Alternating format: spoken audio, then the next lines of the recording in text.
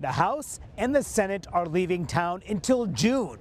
Why? Because of a Republican revolt against the White House. This after the Justice Department announced this week a $1.8 billion fund to compensate people who say they've been victimized by the Justice Department under Joe Biden. And that could potentially include January 6th rioters. I do not support the Weaponization Fund as it has been described.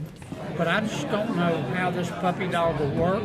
This is bad policy, it's bad timing, and it's bad politics. Todd Blanche, the acting attorney general, came and met with Republican senators for nearly 2 hours on Thursday afternoon, and he was grilled, I'm told, about this fund, many of them demanding answers, many of them unsatisfied as they left that meeting, and many of them saying they could not vote to advance a bill dealing with immigration enforcement, tens of billions of dollars that Donald Trump demanded to be on his desk by June 1st unless there were changes to that DOJ program. I think it's a gutless move by the Senate. I think they ought to be ashamed of themselves. But are you worried about November?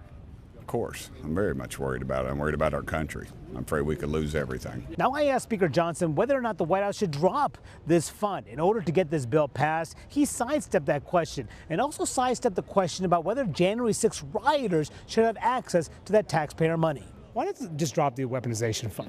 It's not my call. We're waiting to see what the Senate sends us. They're working through that. So. But it's obviously a problem, political problem. I mean, you guys are leaving town without passing this major priority. I'll process whatever the Senate sends me, and they need obviously a little bit more time to build consensus, so that's what they've decided to do. So. But the way the White House has handled this has caused enormous frustration among Republicans who wanted to get that immigration bill passed. One Senator, Ron Johnson, told me it was a galactic blunder by the White House.